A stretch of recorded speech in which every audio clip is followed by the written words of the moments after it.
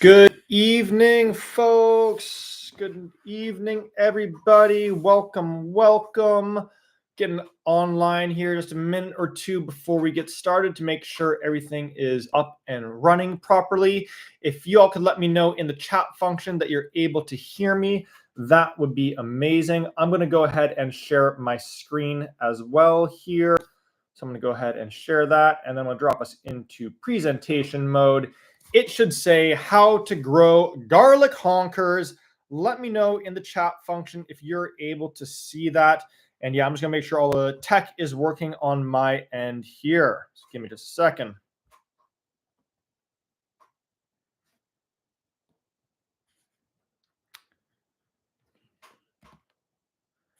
Okay.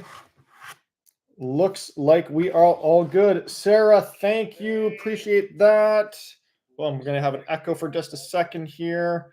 Right on. Well, hey, just as we get started and settled in here, let me know in the chat function where you are dialing in from this evening. Where is everybody joining us from for this session? I can see Katie there from Ontario.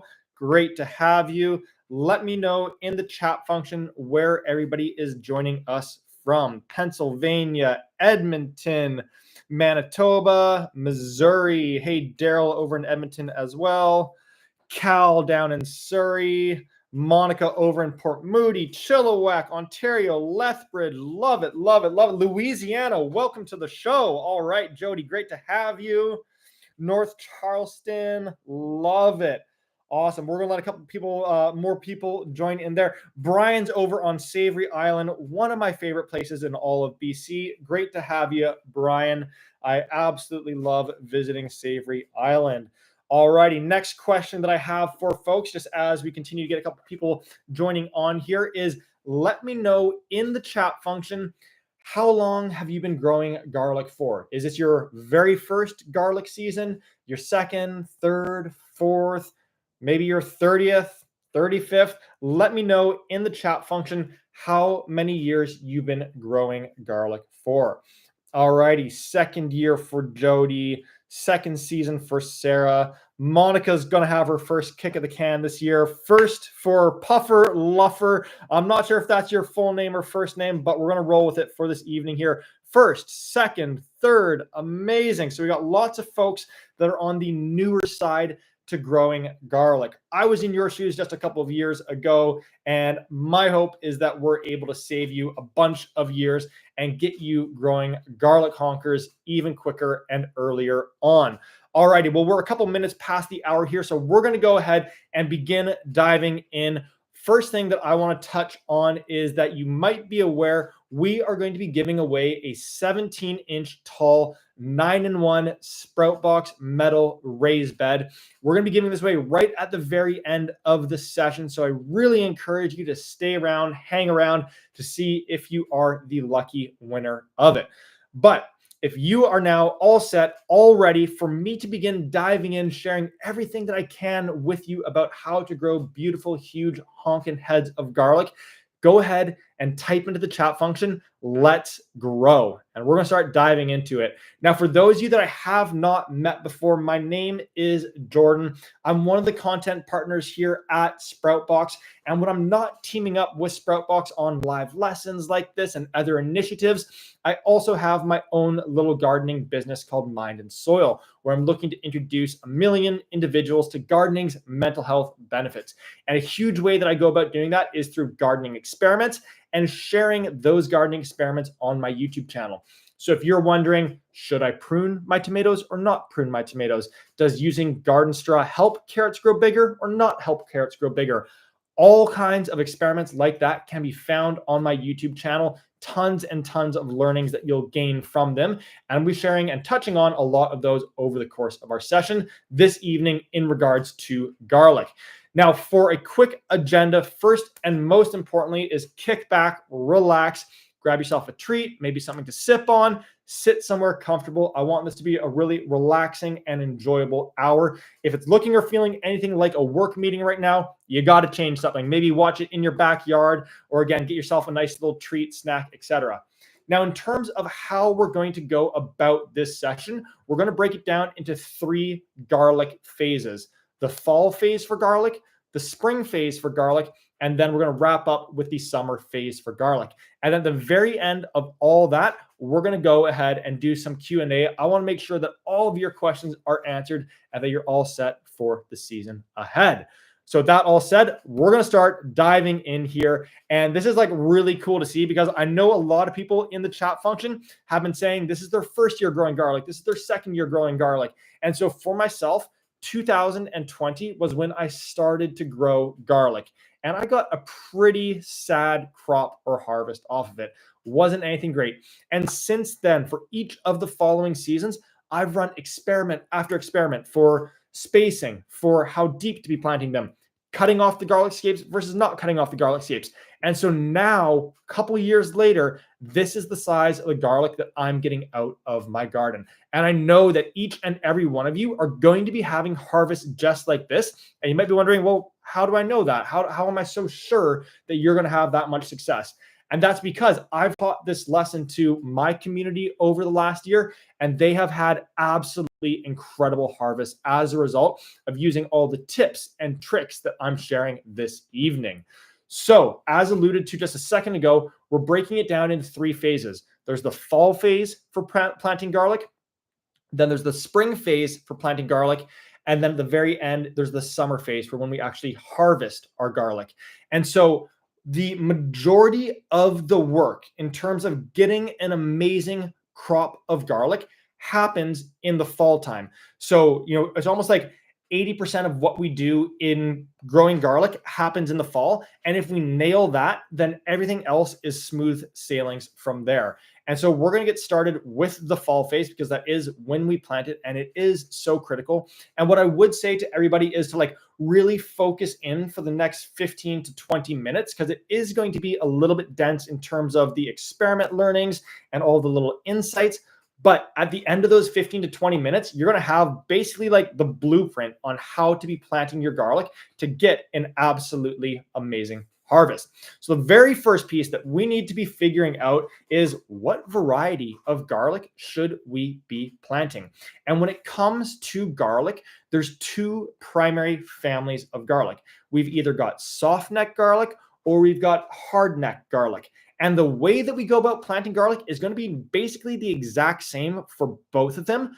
But the key difference is that you're going to go with a soft neck variety if you're in a warmer growing zone, and you're going to go with a hard neck variety if you're in a colder growing zone. So if you're in zone 10 and above, think California or Louisiana, I saw that in the chat function there, you'll probably want to go with a soft neck variety. And then if you're in a cooler growing environment, such as zone 9 and below, any of the folks in Canada, you want to go with a hard neck variety. And so on this front, a couple of these super popular varieties when it comes to soft necks include California Early, Silver Rose, or Silver White. So keep your eyes peeled for those ones, maybe when you head out to your nurseries, etc. Now, on the hard neck variety side, this is what I grow myself because I am located in Canada. And a couple of the popular varieties include Chestnut, Majestic, and hands down, my absolute favorite, Red Russian garlic. I grow 100% Red Russian garlic. And there's really 3 reasons behind that. The first is that it is incredibly, incredibly hardy. So Red Russian garlic is hardy all the way down to -30 Celsius or -22 Fahrenheit. And then the flavor on it is so delicious. It's got that really nice, sharp, garlicky flavor to it. And then the third and final piece is that from a storage perspective, garlic, or the Red Russian garlic, does incredibly, incredibly well. It stays good once harvested for a really nice and long time. But, and here's the first big learning that I think a lot of you are going to take from this session this evening, there's something even more important than the variety of garlic that we plant. And that is the size of the cloves that you plant in the ground. And so I've already alluded to how I love to run experiments. And so a couple of years ago, I wanted to see how much does this actually matter? How big of an impact does this have? And so I took 15 of the smallest cloves that I could find. And then I took 15 of the biggest honkin' jumbo cloves that I could get my hands on. And I planted these these cloves of garlic in a direct line side by side. So we had one row of the 15 smallest cloves and then another row of the 15 biggest cloves. Every other variable was the exact same, planted in the same soil, planted with the same worm castings, same watering, same amount of sun. They were harvested on the exact same day. Everything was the exact same. The only difference was the size of the clove that I planted. So I then popped them on a scale so we could see how big of a difference did that actually make. And what I found was that for the 15 smallest cloves, we can see they grew well. Those are nice heads of garlic right there. It came to 438 grams of garlic. Now, on the other hand, the 15 biggest cloves, I mean, just look at these right here. They can't even fit into the bowl there. It went all the way up to 1,065 grams. So just by planting the biggest cloves I could get my hands on, increased the size of my harvest more than double, more than 2 times as a result of just that one tweak and one change. And so there's 2 recommendations that I can make to you on this front. If you're going to a nursery and you're buying your garlic from a nursery, buy more than you plan to plant. And then when you break those cloves open or those heads open, so you have all the cloves, take the smallest ones, bring those into your kitchen. And then all the biggest cloves, you're going to want to save those for actually planting in the garden. Now, because I know how big of an improvement and how big of a difference this makes, I actually hand source the biggest jumbo heads of garlic that I can get my hands on. And I include that in my garlic kit. And I'm going to share a little bit of light at the very end of the session on how you can get your hands on one of these garlic kits. The great part about it is that literally like the size of garlic that you'd get at a nursery is called grade 6 or grade 7. The size of the garlic in the garlic kit is grade 14 and grade 15. So you're going to get an absolutely amazing starting point for your upcoming crop and harvest of garlic. Alrighty, so we now know we've got our either soft neck or your hard neck varieties on hand, and we know that we've got our biggest honking cloves of garlic to plant into the garden. The next thing that we need to figure out is where do we go about planting our garlic? Now, all of you that are saying this is your first year or your second year of growing garlic, please learn from my mistakes in the past. So let's go back to 2019 when I was planting my first crop for that 2020 harvest. And that coincided with me buying this house that I now live in. And I bought the house in July. And so when I got up here, I was moving in for July, August, September. I barely even looked at the garden. I just went out there and I planted my garlic in October. And then I started paying a little bit more attention to, kind of the garden and the movement of the sun. And what I quickly found out was that I planted my garlic right here. And just this particular area, based on where my house is located and the way that the sun moves, is almost entirely covered in shade for the whole year. So I pretty much planted in the shadiest part of my garden. And I didn't end up getting a very good harvest that first year, as I alluded to earlier on in the session. But I took that little insight, I took that little learning, and I applied it to my next planting. And again, just based on kind of like how my house is situated, the bed right beside it actually ends up being one of my sunniest beds in my backyard. So I planted all of my garlic in that bed for the 2021 harvest. And what did I get 9 months later? An absolutely incredible crop of garlic. I mean, just especially these ones on the right-hand side here, you might be able to see it says large. Those were the large cloves that I planted there. And we can see how big those heads are, how big each of those stems are. So when it comes to location and where you plant your garlic, plant it into a full sun environment. That's what we want to be going with on that front. All righty, so we're going to do a full sun environment. I'm going to have a quick sip of water here. And we now know that we've got like our big jumbo cloves and we know the spot in our garden that we want to plant them into. The next piece for us to figure out is, when do I plant my garlic? And that's really like the beauty of this lesson, is that we're effectively right on the eve of garlic planting season.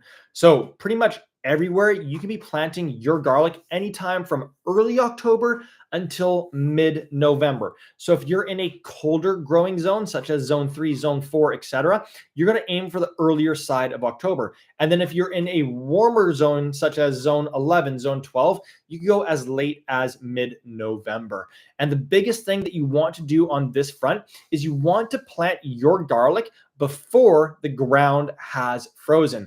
And we're doing that because we want the garlic to basically, establish, settle in, develop some roots, but we don't want it to begin poking through the surface and putting on foliage growth in the fall. We want to save all of that for the springtime.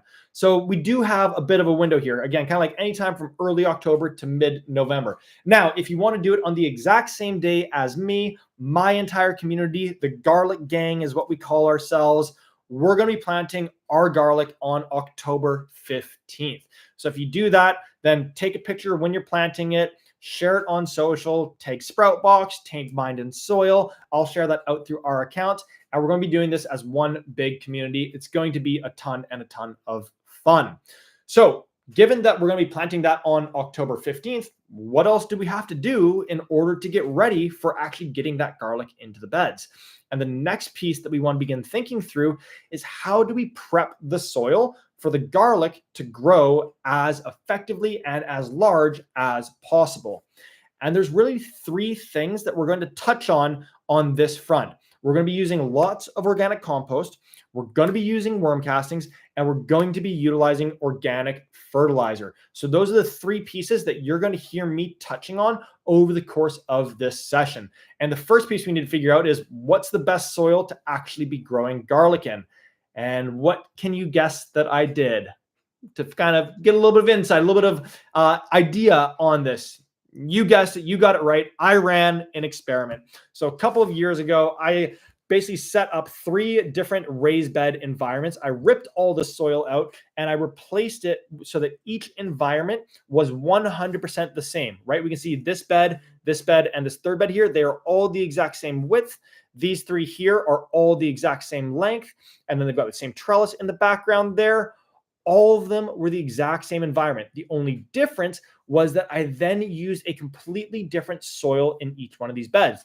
So this one right here is 100% compost for the whole bed. That's kind of like that no dig, no till type of environment. The second one is an environment that I really enjoy growing in, and that's 75% compost and 25% vermiculite.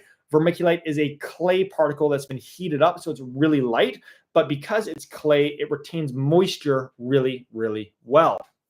And then the third environment was 50% compost, then rototilled into my native soil and about 50% that. So I put 6 inches of compost down and then I rototilled that into the 6 inches of native soil. And my native soil is fairly high in sand, just kind of for reference on that front.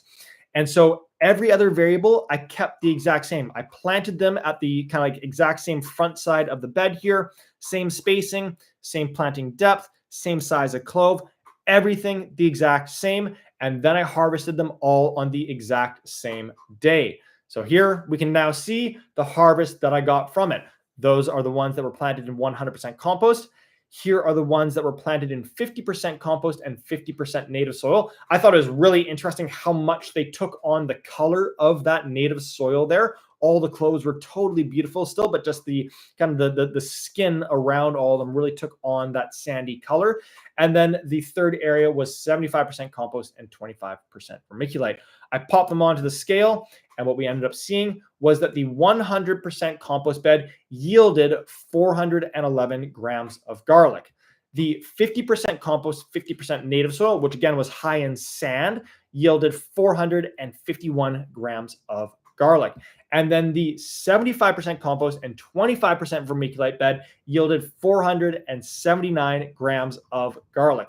So if you want to be working with the native soil in your backyard, the biggest recommendation that I would just make to you is really deeply integrate the compost into that bed. It's called doing like a 1-till. And I encourage you to actually do about 50% compost and 50% native soil, and then rototill that together to establish that bed. And then in all subsequent seasons, you don't need to go ahead and do any more rototilling on it. But in that first season, I've seen that work really, really well.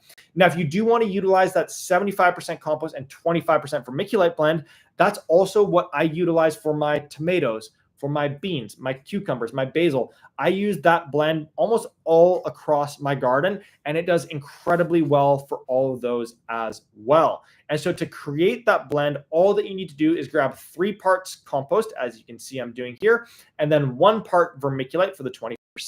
Mix that up in a wheelbarrow until it's nice and consistent, all mixed up. And then you're going to go ahead and dump that into your sprout box garden bed. And then you're just going to go ahead and begin raking that across the bed there until it's nice and even all throughout. That bed right there is all primed, all set, ready to grow some absolutely beautiful, huge honking heads of garlic there. That is a good looking bed that I know is going to perform super, super well. So now that we have the soil in the beds, and one just like quick piece that I want to kind of double click on is that when it comes to soil, I encourage each and every one of you to begin thinking of your garden beds or your raised beds as a soil bank account. And so when we plant garlic in there or tomatoes or basil, beans, etc., for those plants to be putting on growth, they're going to be making withdrawals of nutrients from the soil. They're going to be making withdrawals of nitrogen, phosphorus, potassium, all the micronutrients as well. And so if we then went to plant something else into that bed, well, it's possible that it's actually now kind of running on empty. The bank account is empty. And so what you need to do is make a deposit into that bed. So if your garden beds are already set up and you're happy with them, then what I would encourage you to do is before you plant your garlic, or really any crop in the garden. So before I plant anything, I'm always doing a little top up, a little deposit, a little investment into my soil bank account so that that next crop has everything that it needs to absolutely thrive. So again, if your kind of growing space is already set up, you don't need to start from scratch with 75% compost, 25% vermiculite. Simply add 1 to 2 inches of compost. Either way, definitely make a deposit into that soil bank account. Okay, so as we can see now, my garlic bed, it's all set. It's all ready to be planted into. We're in mid-October. How do we now go about planting the garlic into that bed? And this is where I know that I've already touched on quite a bit of information for the fall time here. And there's 3 or 4 like really important pieces coming up here for the fall time. So hang with me for another kind of like 10 minutes or so. And then you're going to be in such a good spot for the upcoming season. So the next piece that we want to touch on is what spacing should we go with and what depth should we plant our garlic at on October 15th. So when it comes to spacing, the traditional or standard kind of spacing to go with for garlic is 6-inch spacing. You're going to grab your hoity knife, and these all have measuring tape on the back side of them. And you're just going to go and just dig down and then measure out 6 inches using the measuring tape and then dig your next transplant hole. And you're going to do that for the entire length of the bed, every 6 inches. And then you're going to go widthwise, 6 inches over, dig a transplant hole, 6 inches over, dig a transplant hole, 6 inches over, dig a transplant hole, all the way across the entirety of the bed. And as we can see, I've now got all those transplant holes. But you guys know me. I was wondering, is 6-inch spacing actually the best spacing for garlic? And I was losing sleep over it. I couldn't quite figure it out. I was having dreams about garlic. I needed to get to the bottom of it. So what did I do? You guessed it. I ran an experiment. And so to provide some context on this experiment, let's take a sprout box raised bed here. And let's say that I took 1/2 of that raised bed and I did it at that 6-inch spacing. So all of these are spaced at 6 inches. That means that on that side of the bed, I've planted 37 cloves of garlic. Now, a concept that is very common, very popular in the agriculture and farming space is called off-centered spacing. And so this is where you'd actually plant an additional row right in the middle of all these, right between each of these 4. So it has a little bit less space, but we're able to get a lot more into the bed. And so a couple of years ago, I tried 6-inch off-centered spacing, and it was too tight. So then for 2 seasons ago, I tried 7-inch off-centered spacing. So each of these garlic cloves are 7 inches between them, and then going lengthwise 7 inches, 7 inches, 7 inches. And then right in the middle of each of those, I planted that off-centered row. And what this means is that for the exact same growing space, right, just this half of the bed, we went from 37 cloves planted up to 61 cloves planted in the exact same space. And as you can see, I did this literally as an experiment a couple years ago. All these ones on this side were at 6-inch spacing. You can see literally right down the middle of the bed, the string that I ran to separate the two sides.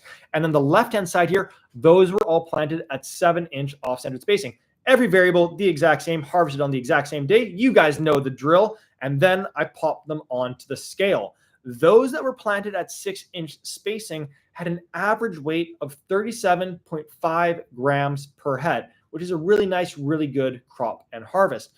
But then those at 7-inch off-centered spacing, how much smaller were they as a result? Well, actually, they ended up growing a little bit bigger. And I don't know if that would always be the case, but nonetheless, they were right in the exact same zone, the exact same size as those that were planted at 6-inch spacing.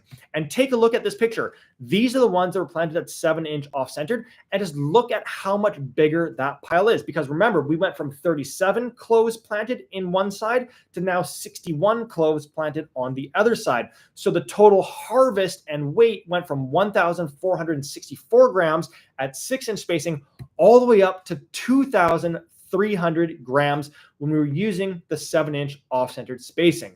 And big thing for me is that there's not a right way and a wrong way to go about growing garlic. If you want to go with 6-inch spacing, absolutely do so. If you want to jam a little bit more in there and totally maximize your harvest, your yield per square foot, then you could consider going with 7-inch off-centered spacing. What I want to do is equip you with all this knowledge, all this information, do all these experiments for you so that you're able to have as much success for your goals, your objectives, as quickly as possible. So for myself, I now go with the 7-inch off-centered spacing. Alrighty, so we now know that's the spacing that we're going with. The next thing that you want to do is super important, and that is to put a half handful of worm castings into each one of the transplant holes that you're planting into. This is going to provide another little investment of nutrients and microbial life right into the growing zone where those roots are going to be. Worm castings are very commonly kind of like referred to or known as Mother Nature's fertilizer. Absolutely amazing for plants, and they're going to do incredible things for your garlic there. So this is the only fertilization that I actually do in the fall time. The organic fertilizer, I save all that for the spring. So I get my worm castings into each of those transplant holes. We're now on to our second last piece for the fall time here, and that is how deep do we plant the garlic at? And this is an experiment that I just ran this past year. I literally planted garlic at 3 different depths. The first set was at 0 inches deep, so literally the top of the garlic was just barely poking out through the soil. The next is at kind of like the standard or traditional depth of 4 inches deep. That's a very kind of like common approach when it comes to growing garlic. And then the third set I did at 7 inches deep. Kept everywhere the exact same, and then I was able to see how big of an impact or difference did this have. Those that were grown at 0 inches deep had an a total harvest weight of 1.45 kilograms or 3.19 pounds. Those that were planted at 7 inches deep went up to 1.77 kilograms or 3.90 pounds. And then those that were planted at 4 inches deep had a total harvest of 2.18 kilograms or 4.8 pounds. And so from that, I continue to plant all of my garlic at 4 inches deep. So it's now October 15th. The garlic bread is all prepped, ready to go. It's time to get the garlic into the ground. The way that we do this is with these cloves of garlic. We're going to be planting these into the transplant holes, 1 per transplant hole, and we're going to do so with the pointed end facing up and the flat end facing down. So all that you need to do is basically just grab your garlic clove, pop it into your transplant hole, and push it down to about 4 inches in depth. Alrighty, so we can see them all getting in there all the way across the entirety of the bed. And once you have them all in there, you're just going to kind of like backfill them with the soil from that bed. So you can just use a hard rake and just kind of cover all of them so that they're all nice and tucked in for the wintertime. Now, speaking of that, we are going into the coldest part of the year. So the very last final thing that we're going to do in the fall time is put down a leaf mulch of 4 to 6 inches of leaves. So all the leaves are about to start falling off the trees. Rake a whole bunch of them up in your backyard or even at a local park. I've done that. And you're just going to put 4 to 6 inches of leaves across that bed. That's going to provide further insulation for our garlic babies beneath the surface. It's kind of like a warm blanket for them over the course of the wintertime. That's going to allow the roots to develop beneath the surface, and it's going to protect them from any really cold snaps. And just like that, folks, your garlic is all tucked in for the wintertime. Take a deep breath. Whew. That was a lot of information for the fall phase here. I'd love to hear in the chat function, how has this been so far? Has this been useful? Is anybody learning anything new? Let me know in the chat function if this has been kind of like valuable, if you're getting any new learnings, new insights that you're going to be applying to this upcoming season. So informative. I love to hear it, Sarah. Let's go, Monica. That's what I like to hear. Ken saying very good. Awesome. I can see a question from Sarah there, or sorry, from Angie. Can I add bone meal in the hole? Angie, I actually did that as an experiment about 3 years ago. I did one row with organic, with bone meal plus worm castings, and in the row right beside it, I did just worm castings. And the one that got just the worm castings outperformed the one with the bone meal. My hypothesis on that is because I utilize a lot of compost in my beds, there's enough phosphorus already in that bed and in that compost for the plants. So it didn't need that additional boost from the bone meal there. That's been my experience on it. It wasn't like a negative or a huge bad thing utilizing bone meal, and I know a lot of people do it. I just didn't notice any significant uptick in the size of the heads of garlic. All righty. Oh, great question from Monica there. And Monica, we're going to touch on this one, I think, at the very end. Monica asked, what are the black cords tubing at the bottom of the bed? So you can probably see in the bed right beside here, I've got these, kind of like black cords running along it. And then there's this header at the end. Monica, that is my irrigation that I have built directly into my beds. So it goes down through the ground here, and then it's all stapled in the ground, right? You don't see any cords here underneath the bark mulch. That's because it's all buried beneath the surface there.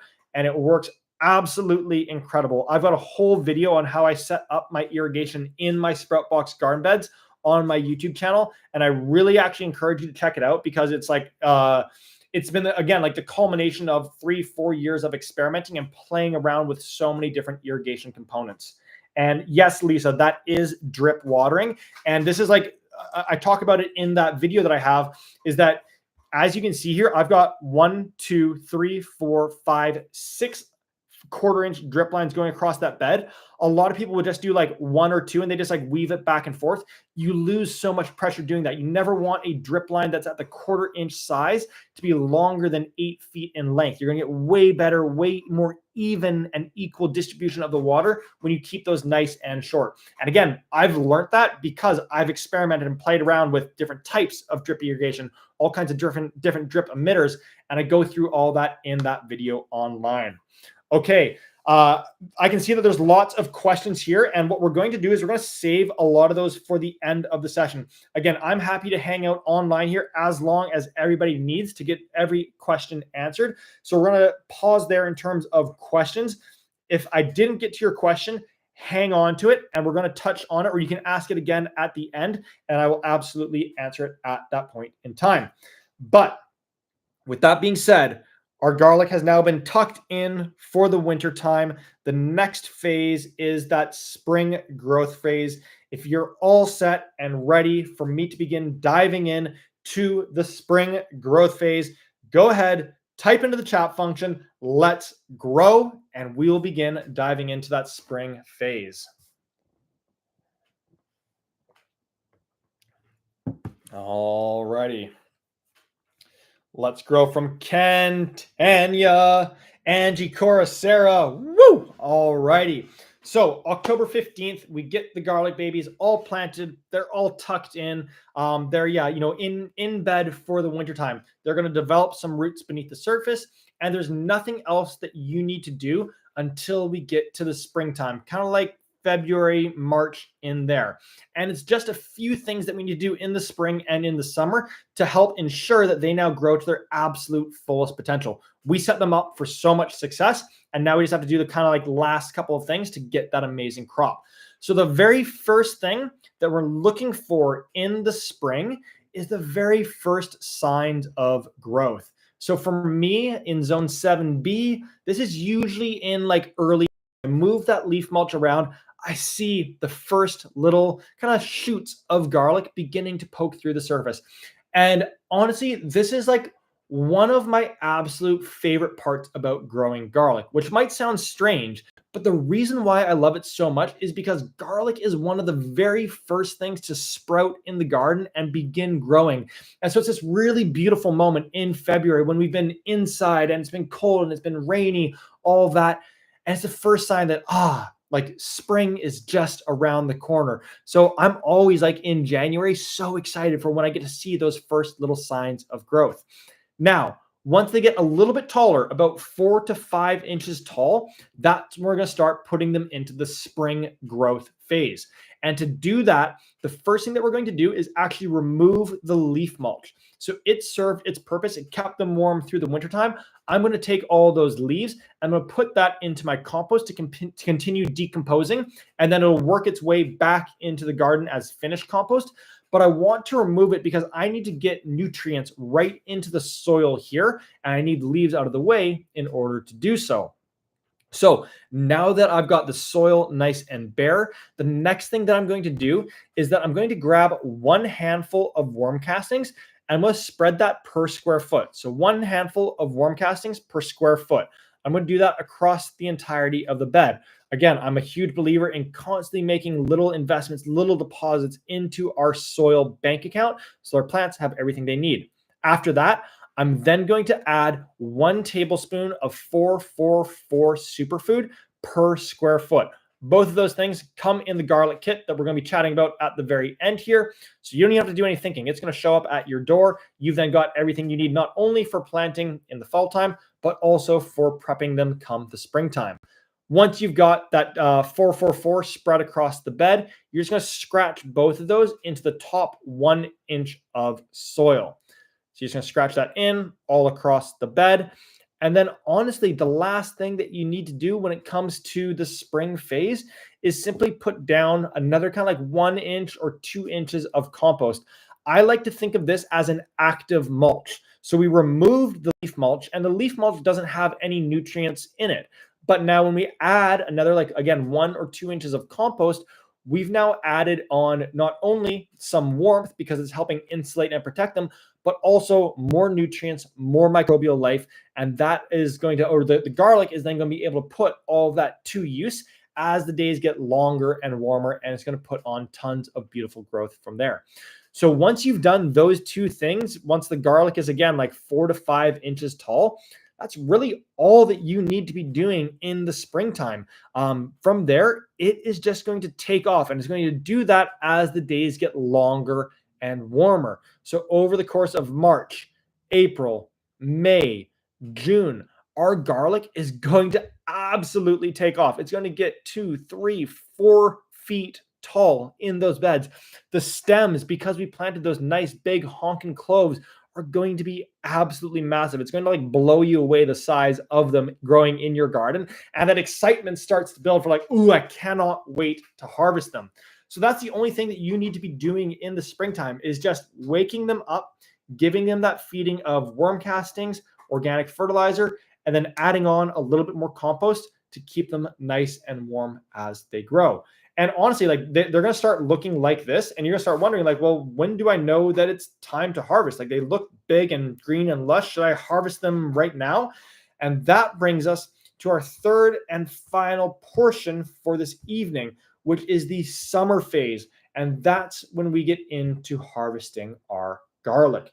And there is not a like specific date that you want to be aiming for when it comes to harvesting your garlic, but rather there's two key signs that you want to be looking for as your indicators that, yes, my garlic is all set and ready to be harvested.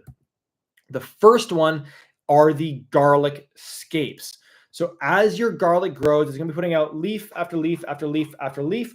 And then you're going to notice this slightly larger twirly thing come out the top of it. So it's going to grow right out the middle of the stem. And then as it gets a little bit bigger and more mature, it's going to do a little twirl. And then you're going to notice this node right here. And if we left these garlic scapes on the plant, this is where new teeny tiny garlic seed would develop. And so the plant, while these are on the plant, are going to be putting all their energy towards developing this garlic seed. What that means is it's taking tons of energy away from developing the head beneath the surface. And as always, this is something I was wondering about. I had heard about it online, so I did an experiment where I left the garlic scapes on 5 of my plants.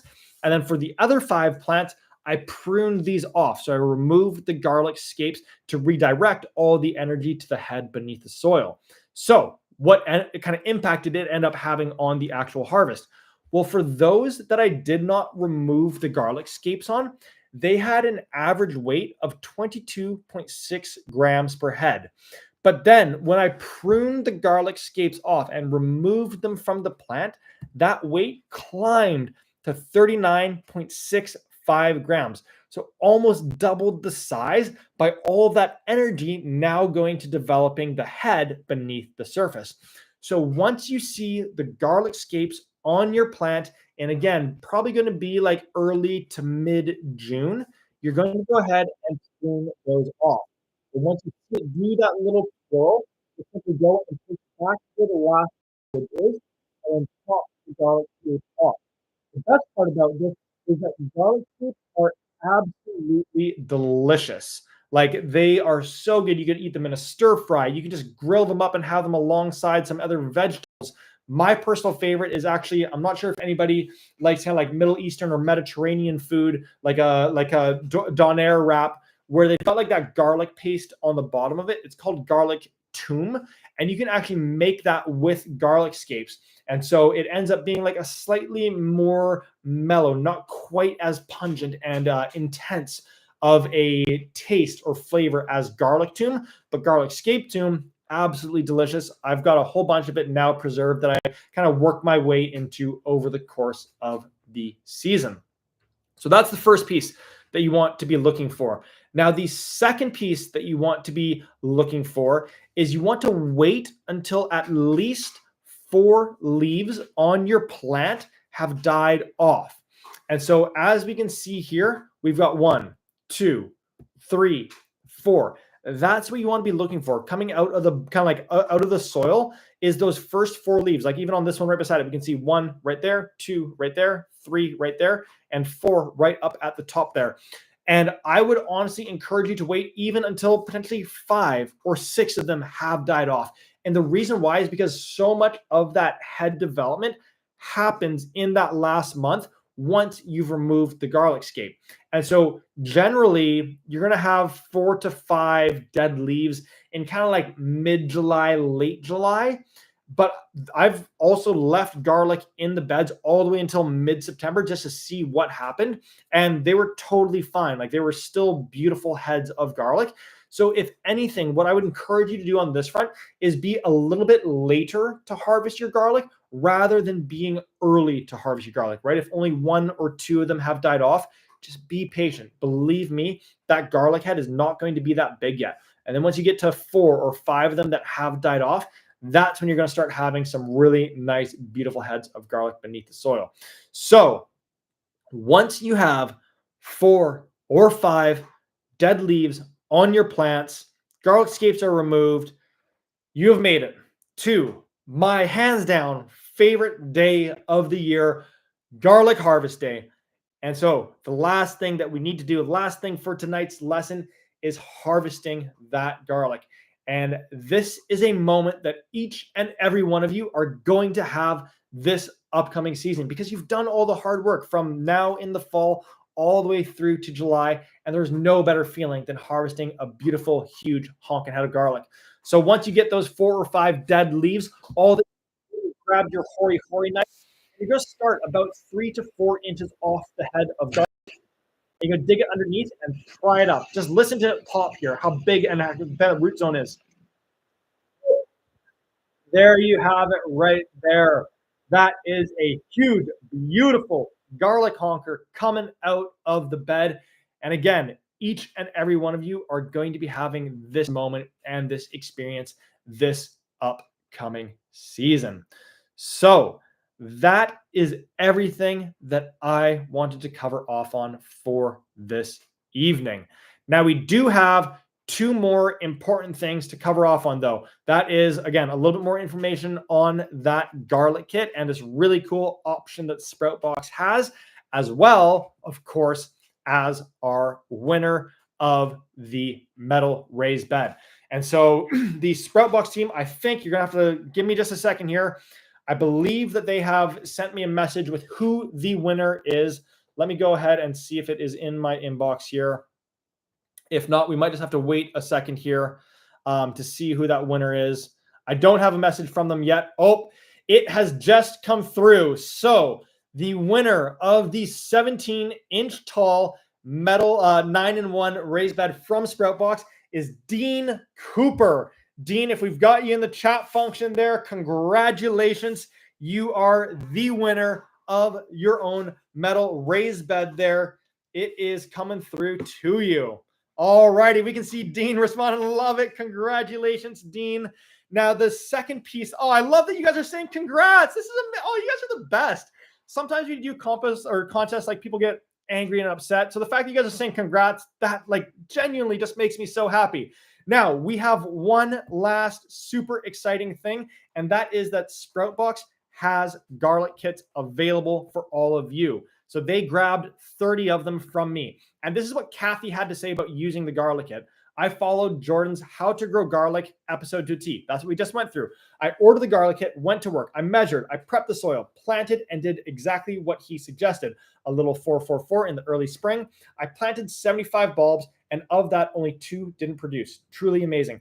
As you can see, as I say to my family and friends, I think we nailed our garlic growing. So very happy with the product along with the instructions from Jordan. I'll continue this process every year. So Sproutbox, what they have done is they've put together this bundle package, and it includes a 17-inch tall 9-in-1 raised bed. It also includes a hoary knife that you saw when I was utilizing when I was planting the garlic, when I was applying that 444 in the spring, and then when I was harvesting it in the summertime. And also includes one of my garlic kits. And that comes with 3 jumbo heads of red Russian garlic. It also comes with a big bag, 8 liters of worm castings and organic fertilizer. So this is literally the exact same things that I utilize to plant my garlic, that everybody in my community utilizes to plant the garlic. And you saw the pictures of how big their garlic heads are. Now, normally this should be $424 for all of that stuff. Sproutbox is knocking $100 off that. So you're getting the whole garlic kit for free and even a little bit more of a discount on top of that. It's coming out to $324. And to get your hands on one of those 30 kind of bundles, you can just simply head to the link down in the description of this video. And the Sproutbox team is also going to send that link into the chat function right now so that you guys can get your hands on one of those. And again, there are only 30 of them available. So yeah, just wanted to give you all a heads up on that. And what I'd say what's really cool about this to keep in mind as well is that like, you're going to grow your garlic in that raised bed, but then you're going to grow other things in that raised bed as well. It's going to last you for the upcoming 20 years. And then with the garlic kit, again, like it's the size of the cloves that are going to then yield these big, beautiful heads. Those big, beautiful heads, they're going to have beautiful, big jumbo cloves in them as well. So each clove that you plant is going to create a new garlic head that's going to have 6 or 7 cloves in it. And so the garlic, it's almost like this beautiful jumping off point for then Now you've got, a ton of garlic planted, and that's going to give you so many heads of garlic. And then you can use that as your seed garlic for the next year. So you wouldn't have to purchase anything in that following year. So it's a really, really good way to get started with a great, great starting point on that front. All righty. So with that all being said, I would love to now open it up for questions and answer time. Any questions that you have, please go ahead, send those into the chat function here, and I'll go ahead and start answering some of those.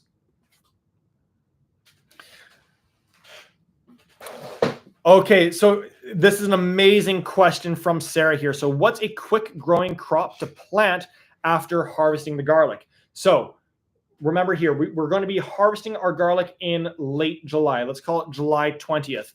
And then we're going to be planting our garlic in October 15th.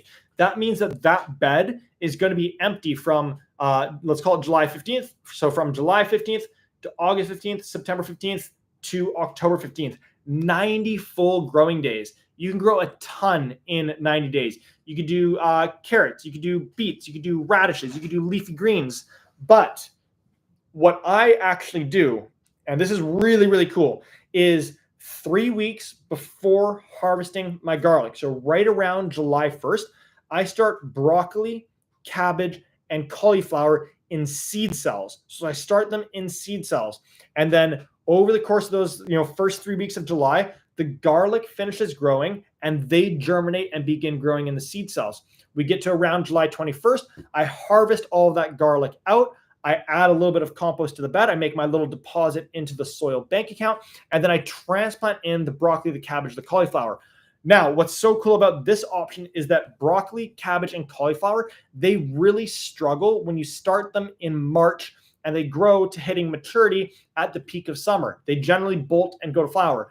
But when you start them in the kind of like right in the peak of summer, right around July 1st, they're then hitting maturity right around now, September, October, as the temperatures are simultaneously getting cooler. So that results in a way lower likelihood of them bolting, and that gives you these beautiful heads of broccoli, cabbage, etc. to be enjoying. You harvest those out right before October 15th. You get your garlic in, and you've now got that bed running on a cycle every 12 months. So that's what I do on that front. All righty.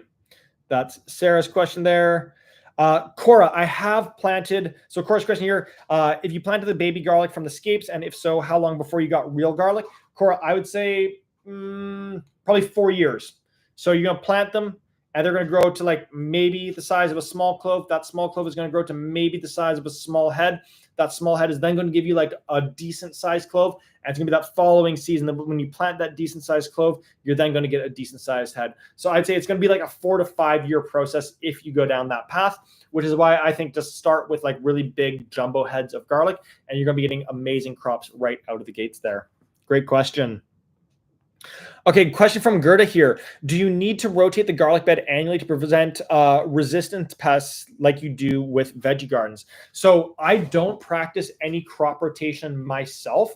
What I do in a backyard environment is I try to optimize for sun exposure.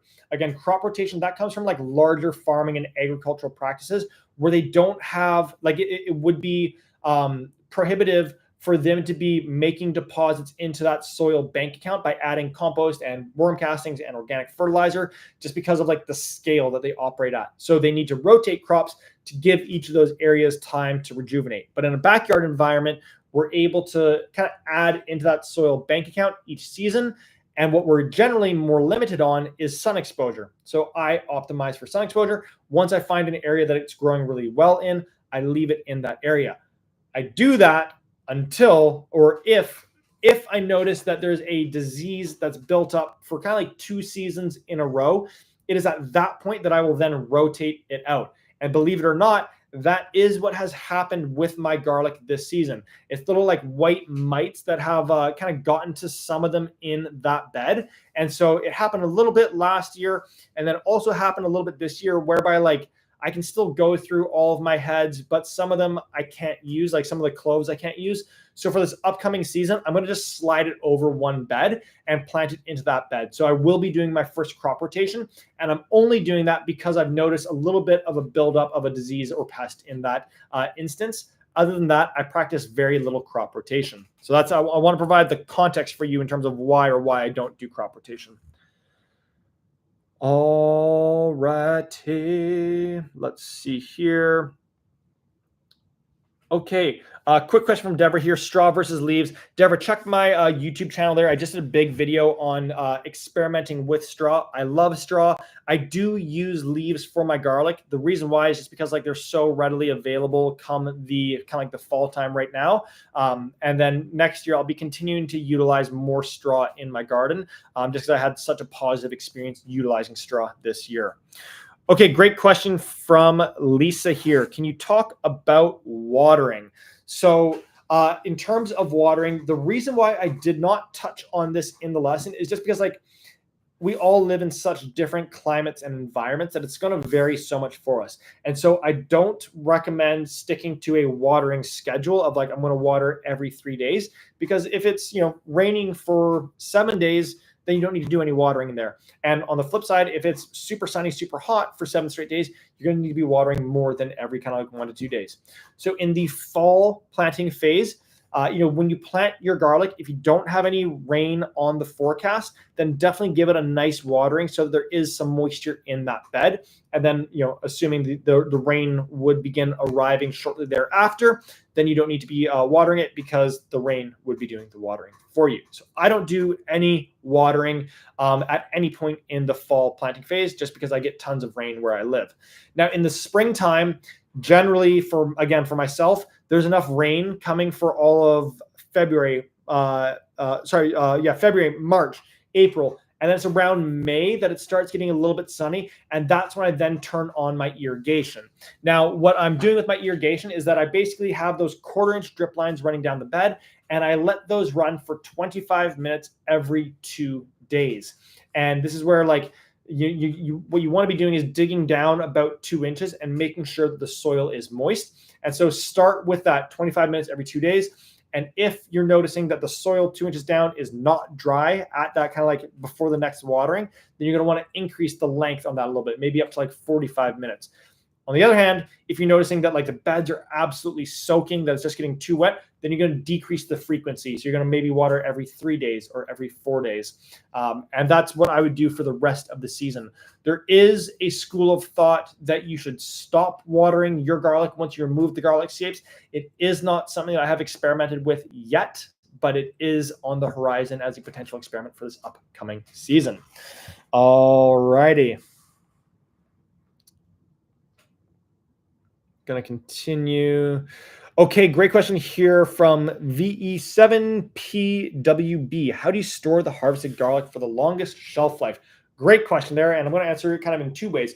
So once you harvest that garlic out of the beds there, you're not going to rinse it. You're not going to cut it. You're just going to allow it to sit and air dry. So you want it to be in a dry environment for 14 days. That's going to allow it to cure, for the skin to harden up, all that good stuff. After 14 days, you're going to remove all of the roots, and you're going to remove the neck of the garlic, about 1 inch from the head. And so now you're going to have just the head, no roots, and about 1 inch of stem on the top.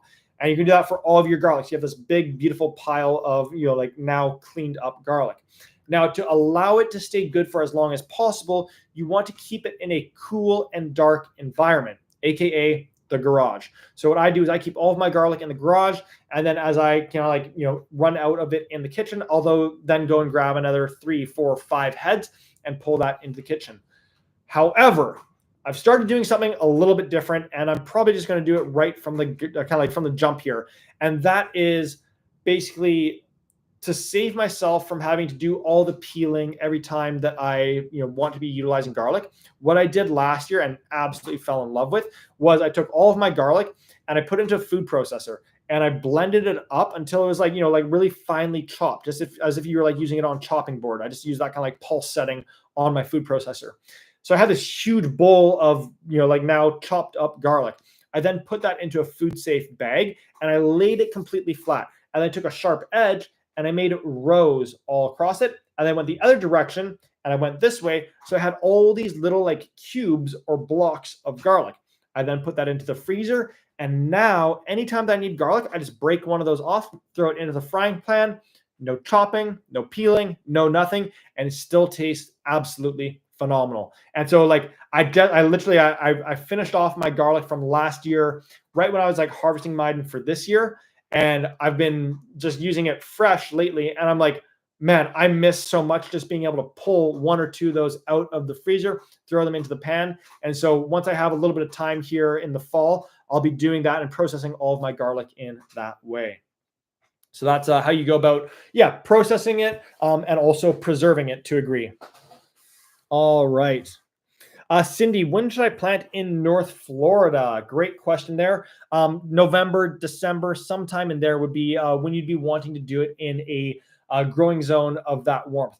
And what you'll also probably notice is that you will be harvesting much earlier. So they're going to start growing and shooting through the surface straight away. And the last thing that I would mention, Cindy, is that for garlic to bulb up, it needs to go through what's called the vernalization process, which is effectively just being exposed to cold temperatures. And you might not get temperatures that cold in Florida. So instead, what I would do right now is get your garlic and put it into your fridge for about 2 months. That's effectively simulating wintertime. It's going through the vernalization process then. And then as you get 2 months from now, in mid-November, you're going to plant your garlic into the ground, and it's then going to have a higher likelihood of developing into a nice, beautiful head of garlic. All righty. Nikki, how would you adjust planting if you're in an area where you can get 2 harvests in a year? That's a really fun question there. So I would basically look at for like, when I would be getting to growing windows. And I'm just trying to think through this here. So I would certainly plant one of those rounds when the temperatures are like at their coldest, right? So again, using Florida as an example there, kind of like mid-November. And then assuming that you're not able to, plant more in January, February, but rather you're waiting for it to ultimately be harvested, then I would put that next round of garlic into the fridge about 2 months before your second planting, which might be, in August, as the temperatures are like starting to cool down a little bit. And then I'd put it into the refrigerator in June. I'd plant in August, and I bet it would then be ready to be harvested closer to that November timeframe. But honestly, like Nikki, the biggest thing that I would be doing on that front is I'd be doing that as an experiment. I'd first try and nail down like when's the best growing zone to get that best harvest. And then how do I get a secondary crop or secondary planting off of it once I now know when that like really good prime one is there. All righty. From Connie and Bruce, will garlic grow in dry soil? It would grow. It won't do nearly as well. It definitely does like a good amount of moisture there. And so great question, follow-up question from Connie and Bruce here. If I plant garlic in a raised bed, will it freeze over winter temperatures, 25 below? I plant all of my garlic into raised beds, so absolutely it will be able to survive in a raised bed. And we always have a couple cold snaps that get down to like -10 to -15 Celsius. Again, red Russian garlic, it is hardy down to -30. And the other two things that you want to be doing is that you want to be burying or planting it 4 inches deep, so it's at a nice depth. And then on top of that, you're going to want to put down that leaf mulch to add even more insulation. Again, 4 to 6 inches. And then the kind of like third piece, if you really wanted to go kind of like to the nth degree and give the highest likelihood of surviving through the winter, is that like the middle of the bed is the most insulated part because it's got, 2 feet of soil on one side and 2 feet on the other side. it's the garlic on the furthest outside part of the bed that's going to be most susceptible to that cold weather. So if you were to add any insulation around the outside of the bed, be it burlap sacks, be it straw bales, hay bales, etc., then that's going to provide another 18 inches of insulation, giving those ones on the outside of the bed a higher likelihood of surviving through the winter time. That's going to be the consideration that you'd want to take into account when planting into a raised bed in a very cold environment. Amazing.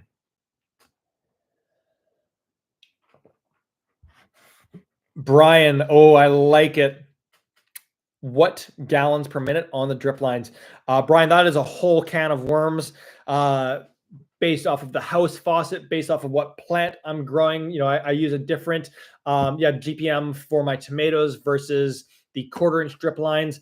And I literally walk through every single one of those in that video on my YouTube channel. So just look up Mind and Soil, like youtube.com/Mind and Soil. And it's probably like 10 videos deep. I uploaded it in the springtime. So it's not too far down that you'll find my new irrigation setup. And I touch on all the different emitters, how many gallons per hour they let out, etc. So I'll let you dive into all that because it's very fun stuff to talk about. But it also is like a little bit overwhelming or can just be a little bit more advanced topically. So I'm going to leave that one to you to go and do that digging around on the YouTube page there. Beverly, I love you too. Woo! Gerda, right on.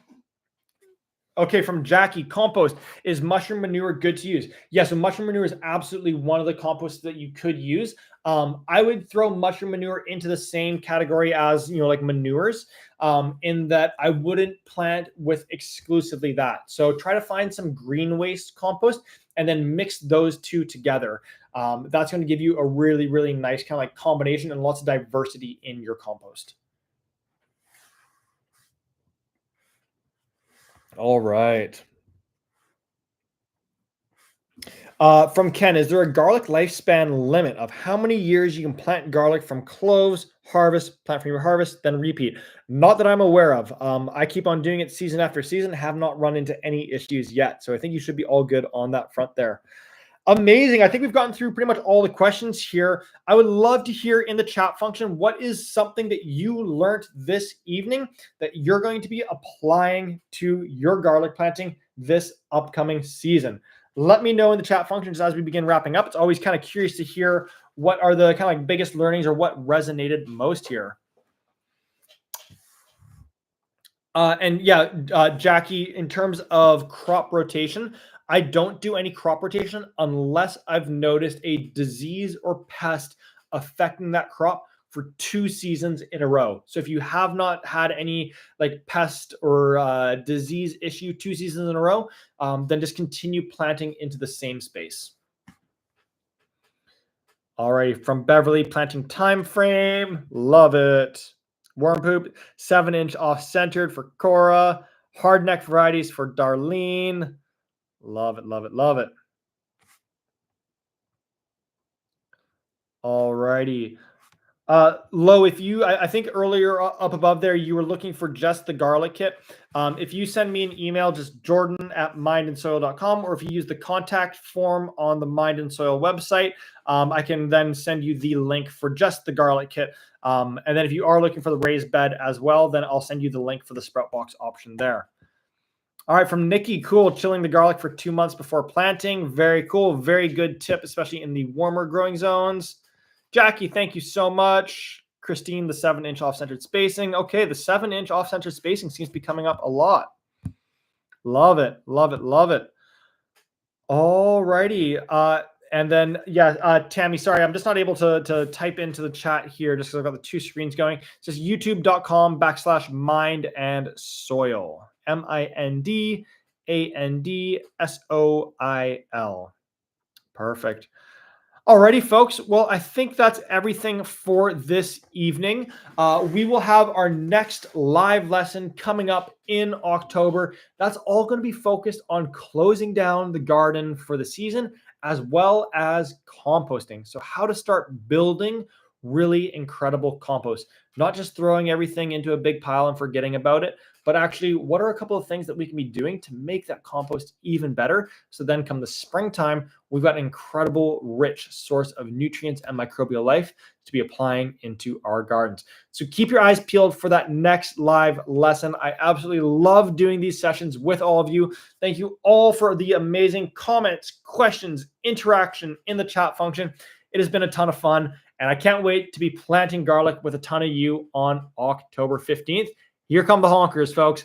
Alrighty, folks, have a lovely rest of your evening, and I'll see you all on the next live lesson.